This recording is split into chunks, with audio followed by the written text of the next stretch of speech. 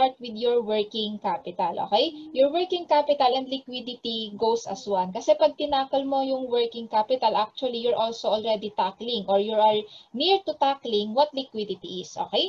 Now, let's define your working capital.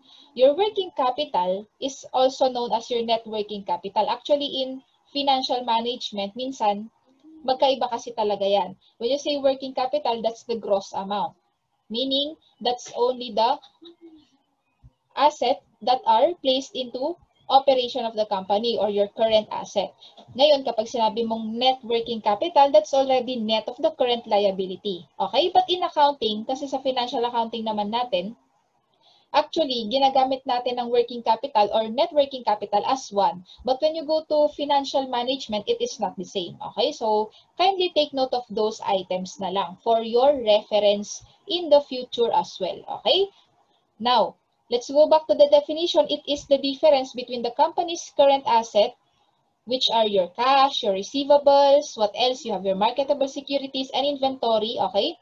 So, it is the difference between your current asset and your current liabilities, okay? And isa-isahin natin mamaya ano ba yung kasali sa current asset mo, ano rin yung kasali sa current liabilities natin, okay? On our presentation here, ang sabi niya, it is the excess of your current asset over your current liabilities. Okay. Now we go to your liquidity and working capital. Still, under your current liabilities naman tayo. Ano yung kadalasang kasali sa current liabilities? Okay. We have here, of course, your accounts payable. Ito yung mga utang natin sa suppliers. Let's say, bumili tayo ng supply natin ngayon for inventory or supply natin for our office. And then, binili natin siya on account or we acquired them on account. We have accounts payable. And of course, your accounts payable, hindi yan mga nagtatagal na dues natin. So, mga 3 months or basta before 1 year, bayad mo na to mga accounts payable mo. Okay? Next is, of course, your notes payable. Of course, if you have short-term notes, then that's part of your current liabilities. What else? Your short-term bank loan. Of course, your tax payable, unless it is stated that this is a long-term payable, like your deferred taxes. Syempre, long-term liability yon. But your taxes payable or your tax expense payable is part of your current liabilities because it is assumed that on the next fiscal year or on the next calendar year, babayaran mo na rin agad yan. Syempre, ma-assess ka din ni BIR, di ba? Pag hindi mo babayaran ka agad. Next is, of course, your accrued expenses. Ito naman, kanina, prepaid expense. Yun yung may bayad kay in advance. Itong accrued expense naman, nagamit mo na siya, pero hindi mo pa binayaran. So, anong meron ka?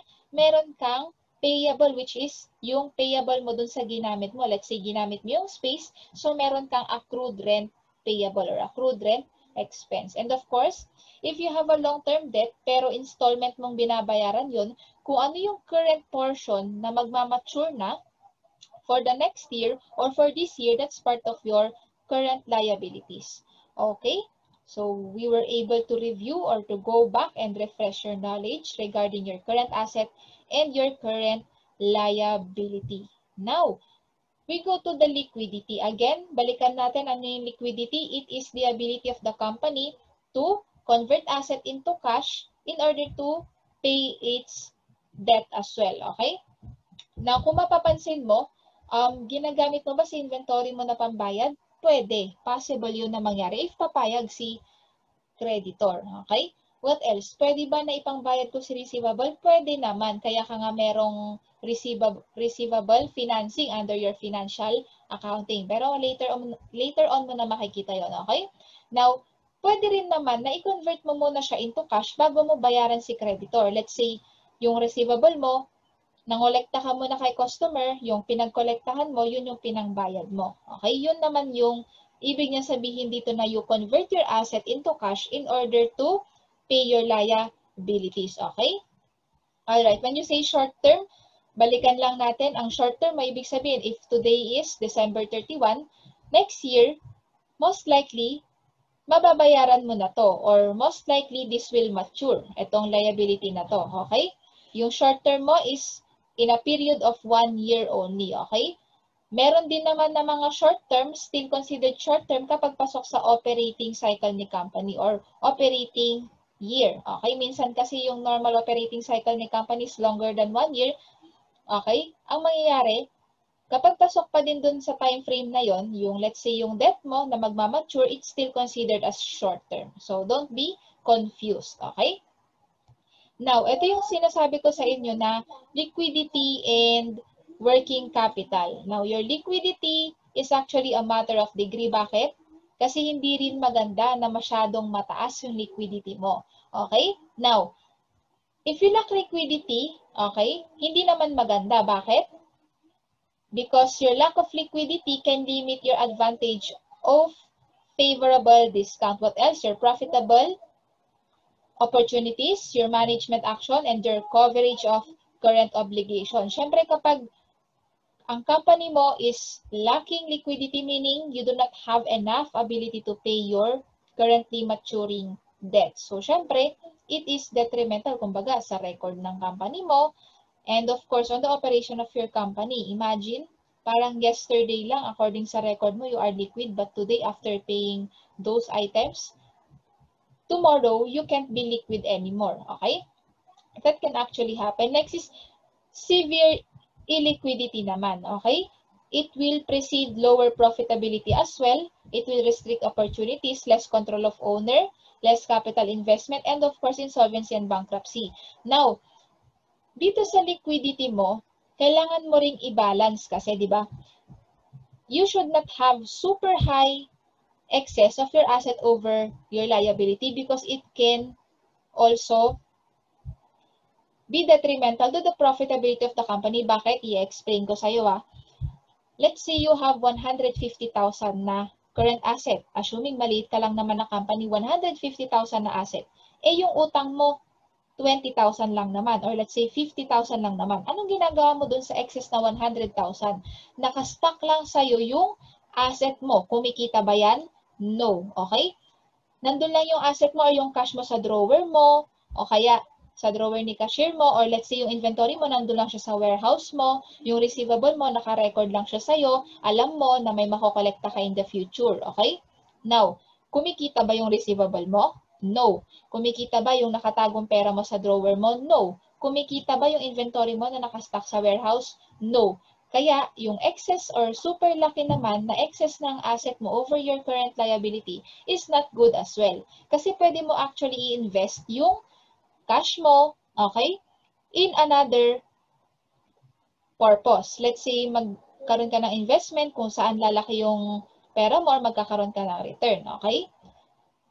Alright, so, yung profitability kasi papasok siya, let's say yung excess na cash mo, ang ginawa mo, bumili ka na lang ng PPE. At least yung PPE, mas productive pa siya, mas makakagawa ka ng madaming inventory for you to sell. Ngayon, syempre, ang effort naman ng company dyan is to sell your product. Kasi di ba kanina meron kang excess inventory nasa warehouse mo. So, dapat kasama yun ngayon sa working capital management ng company natin. So that, hindi naman ma-offset din yung ating ability to profitable opportunities natin because stocking your current asset will not make you any more profitable sa kung anong profit ang meron ng company today. So, also be careful, okay? Pero syempre, wag naman yung current asset mo is 1:1 ratio naman. So, syempre, maglagay ka pa rin ng allowance. You should have excess but not too much. Yun yung sinasabi ko. Okay? Now we go to your liquidity measures. Alright, so parang ang bilis, no?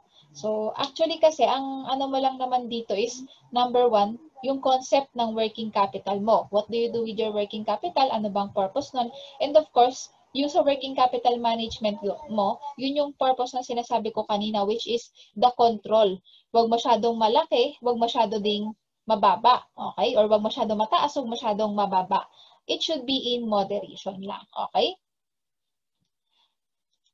Now we go to your measures of your liquidity and of course of your working capital actually. So number 1 is your current ratio. Actually, your current ratio is the most exploited ratio among all. Bakit ko sinasabing most exploited? Kasi itong current ratio, punta kang board exam, punta kang review, punta ka ng exam mo sa school, the current ratio is the most ratio that will be asked about. Okay?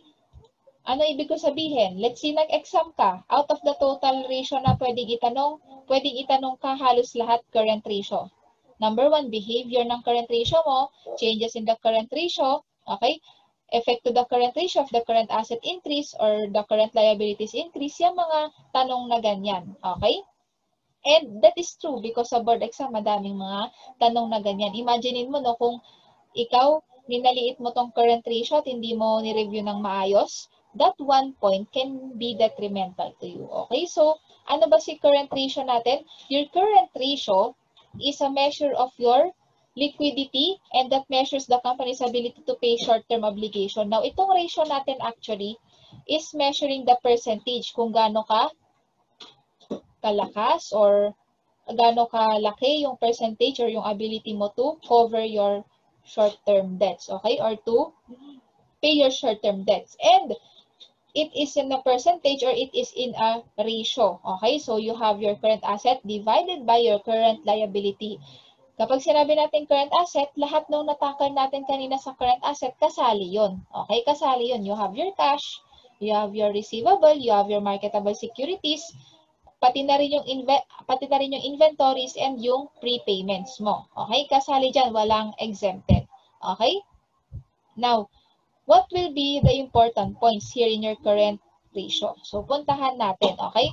Number 1, your liquidity depends on the large extent of the cash flow of your company. Siyempre naman, doon nakadepende ito. Okay?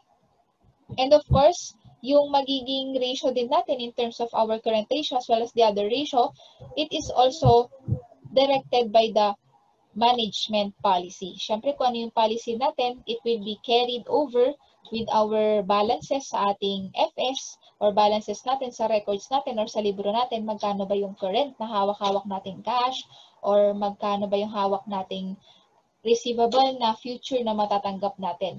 Okay, now when you talk of your ideal ratios, actually in general, kahit sa ibang ratio, okay na yung ratio na 2:1. Okay?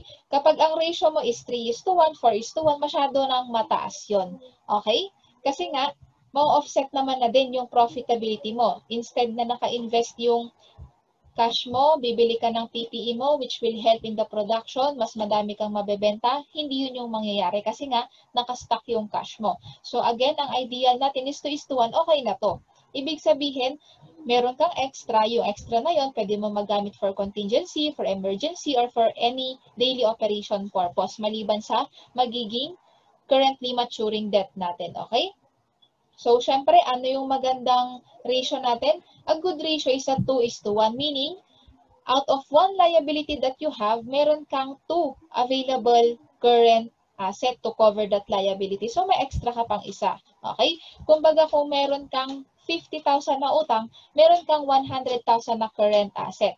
So, of the current asset, yung 50,000, nakalaan na yun para sa utang mo na magmamature currently, meron kang extra 50,000. Pwede mo magamit sa operation mo today, pwede mo magamit for emergency, pwede mo magamit for any other contingency or uncertainties. Okay? And of course, it will be not good. It is not good that you have a, you have a lower current ratio. Of course, meaning magkakaroon ka ng deficiency in the coverage of your liabilities. Okay, so tatandaan mo lang, ingatan mo lang na dapat mataas pa rin or you still have an excess kasi kapag si liability na yung excess kay current asset mo, ibig sabihin, okay, out of the total asset, baka pati yung permanent asset mo is already financed or backed, okay, or pati yung permanent asset mo, galing na lahat yon kay creditor, which is a short-term creditor. That's risky already. Imagine mo mag-ooperate ka para lang bayaran lahat ng currently maturing debt mo. So, lahat din ng in-operate mo for today or for this week, for this month, mapupunta din para bayaran mo lang si creditor. Okay? Wala ka nang kinita. Yun din yung sinasabi ko. Okay? So, you have to balance everything. Okay? Now, reasons of using current ratio, number 1, it is very understandable sa lahat ng FS users natin. Kahit ikaw okay? Kahit ikaw na nag-aaral ngayon, kahit nasa basic accounting ka lang, maiintindihan mo na agad kung ano tong current ratio na sinasabi natin.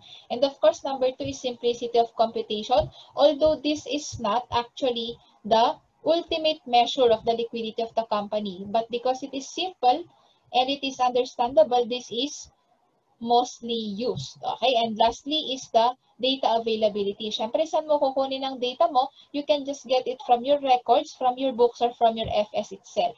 Okay? Ano ba yung nakakita mo sa FS mo? Magagamit mo na yon to get your liquidity. Let's say, for this year, i-compare mo siya last year, pwede mong gawin yon. So, kailan ako mas liquid? Mas liquid ba ako this year or last year? You can do that. You can do comparison. Okay? Alright.